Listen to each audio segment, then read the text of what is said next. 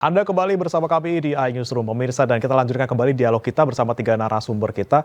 Saya ke Bang Noel, tadi seperti sebelum break saya tanya ke Bang Noel, bagaimana nih, kita berandai-andai saja Bang Noel, kalau misalnya memang betul PDIP Mas, nggak ada bergabung, suaranya. ya halo selamat malam Mas Guntur, Bang Halo. Noel, Mas Adi, bisa mendengar suara kami? Ya, kita sapa kembali ke tiga Ainus narasumber kita. kedengeran. Kebanyakan iklan sekarang Ainus.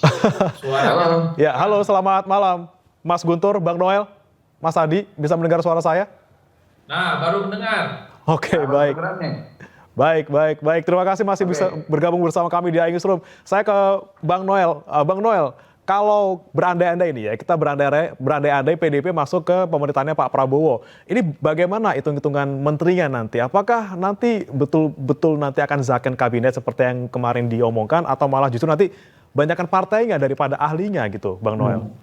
Oke, sekali lagi saya sampaikan, tidak pernah Pak Prabowo menyampaikan zakon kabinet, tidak ada. Yang disampaikan Pak Prabowo adalah kabinet yang basisnya adalah putra-putri terbaik bangsa Indonesia. Oke. Gitu.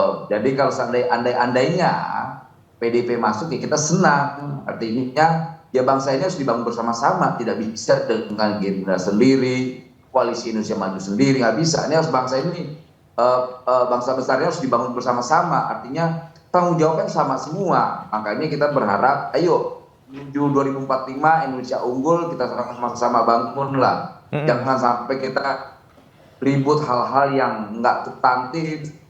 Kita bicara tentang hal yang substantifnya ke depan. Nah, Indonesia lebih maju, Indonesia lebih unggul. Nah, itu lebih penting menurut saya, dan itu lebih diterima oleh rakyat daripada kita bicara tentang hal-hal yang hal teknis, ambek-ambekan, atau masih yang masih bicara tentang masa lalu. Itu tidak sekali lah. Kita mau Indonesia ke depan ini bicara tentang masa depan. Itu lebih penting dari kita bicara tentang hal-hal yang tidak substantif gitu kira-kira, Mas. Ya, tapi Bang Noel, kalau misalnya PDIP katanya ada isu 3 orang ataupun 3 menteri yang akan dari PDIP, ada juga dari isu lain yang bilang bahwa nanti akan dikasih 2 kursi. Ini bagaimana nih soal kursi-kursian ini, hitung-hitungannya seperti apa sih, Bang Noel?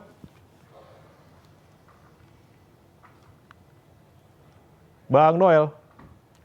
Ya, bagus. Halo. Ya, Bang Noel. Baik, silakan Bang Noel. Ya, saya rasa bagus lah ya. Tapi kan tetap soal sharing power ini yang menentukan terkait apalagi kabinet, menteri, itu hak prerogatif Pak Prabowo. Saya rasa kayak saya gini atau siapapun tidak bisa mengintervensi hal itu.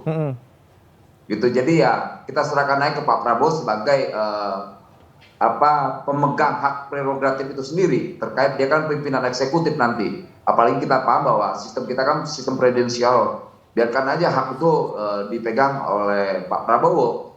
Jadi biar beliau yang menentukan siapa yang layak menjadi pendamping beliau. Tapi yang pasti ya syarat tadi 3 syarat itu, punya integritas, loyalitas, dan ya kapasitas. Gitu, tidak asal-asalan lah. Nah, kita berharap orang-orang itu bisa mendampingi Pak Prabowo dengan loyalitasnya. Jadi jangan sampai bangsa ini dihancurkan gara-gara sifat dan perilaku yang sifatnya masih partisan. Itu kira-kira lah. Oke, berarti dipastikan nanti juga partai-partai Kim juga akan legowo ya, Bang Noel, kalau misalnya PDIP masuk? Harus dong. Kalau masuk ya kan kita berandai ya. Berandai-andai kita, Bang. Kesimpulan ya, oke. Baik. Kita ke Mas Guntur lagi. Mas Guntur, ini kan 3 nama kan tadi Anda bilang bukan dari internal partai. Tapi misalnya kalau memang nanti ada kemungkinan PDIP gabung ke Pak Prabowo, apakah tetap nanti 3 nama ini akan diajukan atau punya pertimbangan lain? Ada nama-nama lain kira-kira? Gini Mas, kami kan harus tahu diri dan tidak mau GR ya, PDI Perjuangan, dan juga tidak mau berandai-andai. Kalau saya pribadi kan ya mendukung Bung Noel yang jadi menteri, dan kami menunggu pengumuman pada tanggal 20 Oktober. Kami kan kalau di PDI Perjuangan tahu sendiri, dalam Pilpres kan beda, mengajukannya calonnya yang Pak Ganjar dan Pak Mahfud. Sementara orang yang punya kontribusi besar terhadap pemenangan Pak Prabowo kan kayak Bung Noel ya. Kalau saya pribadi mendukung Bung Noel untuk menjadi menteri. Nah, kalau PDI Perjuangan sendiri tidak mau berandai-andai, kami juga cukup tahu diri, kemudian juga kami tidak mau GR ya. Dan apalagi sampai sekarang kan belum ada keputusan terkait posisi sikap politik PDI Perjuangan, apakah mau berada di dalam atau di luar pemerintahan itu kan semuanya Ya. dari Ibu Megawati, dan selama Ibu Megawati belum mengeluarkan keputusan, maka tidak boleh ada yang namanya yang mengaku sebagai kader PDI Perjuangan itu ngedil ya di belakang Ibu Ketua Umum, itu nggak bisa, itu nggak boleh itu kan ya. Makanya saya sebutkan bahwa itu tadi hanya rumor, hanya isu yang ada di luar. Untuk keputusan resminya kami sama-sama menunggu ya dari Ibu Ketua Umum. Dan saya pribadi mendukung Bung Noel sebagai menteri yang insya Allah akan diumumkan pada tanggal 20 Oktober nanti. Baik, menarik sekali. Nah, saya mau ke Mas Adi dulu. Mas Adi, ini kan kalau misalnya kita lagi-lagi berandai-andai, walaupun tidak boleh berandai-andai oleh Mas Guntur nih ya. Kalau misalnya memang PDIP bergabung nanti dengan kabinet Pak Prabowo, kan tidak ada oposisi lagi di DPR. Bagaimana nih Mas Adi? Ya saya kira tanpa PDIP bergabung dengan Prabowo sekalipun, nasib oposisi bisa dipastikan wassalam. Karena gabungan Kim dan Kim Plus itu sudah 84% kekuatan politik parlemen. Dan kita tahu bahwa semua kebijakan-kebijakan politik strategis, undang-undang yang dibuat oleh DPR dan pemerintah, hasilnya voting. Artinya kalau di voting, kekuatan politik pro Prabowo itu adalah 80%, 84%. Apalagi kalau PDIP jadi bergabung di dalamnya, ini akan menegaskan betapa memang oposisi di DPR itu wassalam walladoh namanya. Jadi wassalamnya makin tebal. Ini Inang akan menafikan betapa memang oposisi yang disebut dengan checks and balances yang melekat pada DPR itu akan hilang dan tidak akan pernah ada di 5 tahun di kemudian hari ya. Karena memang di kita itu ada kecenderungan jika partai politik sudah menentukan pilihan politiknya menjadi bagian dari koalisi pemerintah, di situ tak ada protes-protes apapun, sekalipun muncul kebijakan, kemudian regulasi yang dinilai bertentangan dengan kehendak rakyat, sekalipun ada kebijakan-kebijakan yang tidak pro terhadap kepentingan rakyat, biasanya rata-rata parlemen itu akan tegak lurus dan menyetujui secara utuh. Ini yang sepertinya dikhawatirkan, kenapa memang koalisi mayoritas itu cenderung membunuh oposisi. Kecuali nantinya partai politik sekalipun menyatakan dukungan kepada Prabowo Subianto, tapi boleh nakal misalnya bermanuver. Kalau ada kebijakan yang tidak pro rakyat, mereka protes dan resisten. Dulu pernah dilakukan oleh Golkar, dulu pernah juga dilakukan oleh PKS sekali di zaman SBY jadi presiden. Ketika ada kenaikan BBM, ketika ada kenaikan TDL, dua partai politik pendukung SBY yaitu PKS dan Golkar saat itu melakukan protes ya.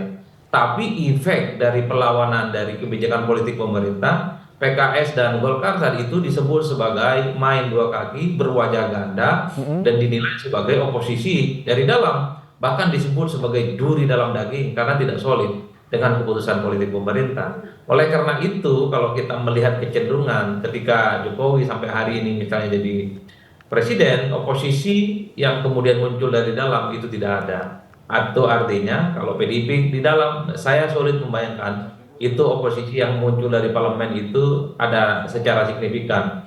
Karena setahu saya yang bisa langsung bicara dengan presiden, bisa langsung bicara dengan eksekutif adalah DPR. Sementara oposisi ekstra parlementer, aktivis, mahasiswa, profesor, doktor, dosen, ini kan suaranya sayup-sayup aja, tidak didengar. Kecuali ada goyang-goyang pagar DPR rubuh, baru kemudian sedikit didengar. Tapi tidak terlampau juga didengarkan, hanya sedikit didengarkan. Tapi kan nggak mungkin kalau setiap protes itu harus goyang-goyang pagar dan merusak fasilitas publik, itu kan berbahaya sekali. Jadi kalau saya sih berharap betul ya kawan-kawan PDIP sekalipun mendukung Prabowo Subianto, kan jalan ceritanya nggak harus jadi menteri. Siapa tahu alat kelengkapan dewan menang banyak lah kira-kira begitu.